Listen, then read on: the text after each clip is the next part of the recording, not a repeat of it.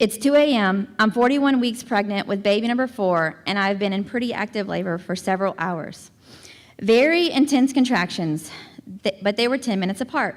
I called the hospital to let them know that my contractions were very strong, but not getting any closer together. They tell me that they have no rooms available and to wait until they are 5 minutes apart to come in. I say, sure, I would rather not have to sit in triage anyways.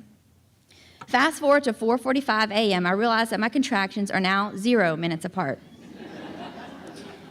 I let my husband know it's probably time to go. Contractions at this point are on top of each other. Being a natural birth pro, I know that this is transition. Also being a natural birth pro, I decided to take a shower. I hop in the shower and scream during contractions that are not letting up. I hear my husband say, "Melissa, I really think we should go." I'm screaming while saying that I need to brush my teeth. I pick out a skirt and stretchy underwear. Having this outfit will be important later, so remember this.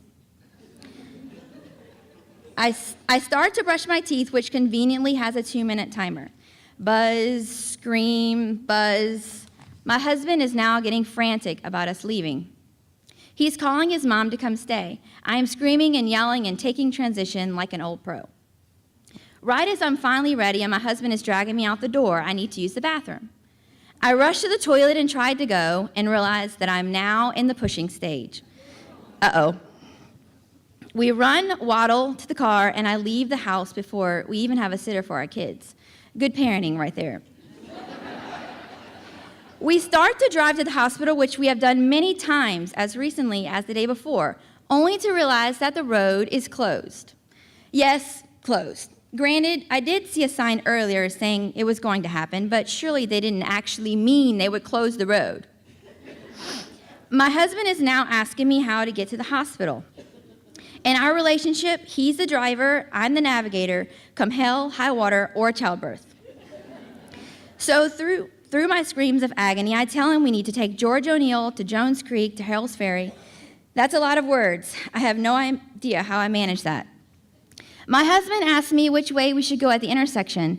I know which way, but I have no means of getting the words to my lips. I'm yelling at him in my head, but the only word that comes out is right. Yes, that's the wrong way. We start driving, and he pulls over saying, "I think this is the wrong way. Which way should we go?" I open my eyes and look around, and I kid you not, it looked like we were in a foreign country.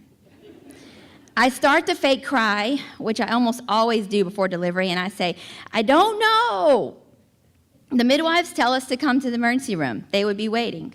We get to the hospital finally, and of course, my husband doesn't know where the emergency room is. And through all the crazy, I think he ran over a curb or two. He pulls up to the front entrance, the one that we have used many times, runs out to get a wheelchair for me to help me get out.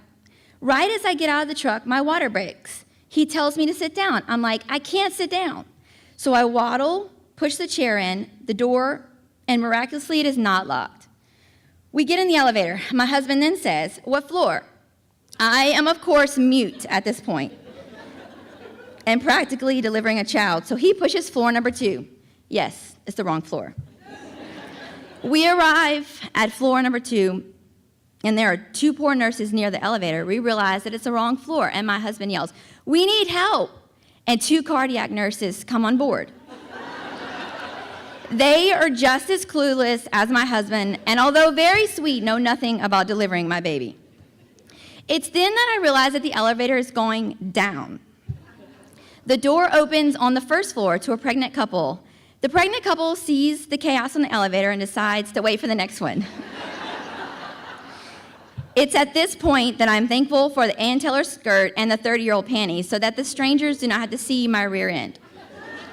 My eyes were tightly shut, and I somehow instinctively reached down and feel the crown of her hairy little head. One push that my body did on its own, and her head was out. One more, and I'm somehow able to go from having my hands on her head to my hands on her body. I put her on my lower belly because that's as far as the car would go. I remember looking at her face, and my first thought was, more of the same. She looked just like her brothers. Except this girl, seconds old, is twisting around trying to make eye contact with me, very much unlike her sleepy brothers. Meanwhile, the elevator opens to the 4th floor. The elevator is now flooded, with water and now blood. My husband runs out to the front desk and screams, "Help, we just had a live birth." Yes, the nurse later laughed about this. I'm wheeled in, leaving a trail of blood and water. Being cold and bloody is the grossest feeling, by the way. The midwives, out of breath, run in behind us and say, "Why didn't you go to the emergency room?" Good question. We are cleaned up. Everyone is healthy. That day, I gained the best daughter a mom could ask for, but I somehow also lost my favorite shoes.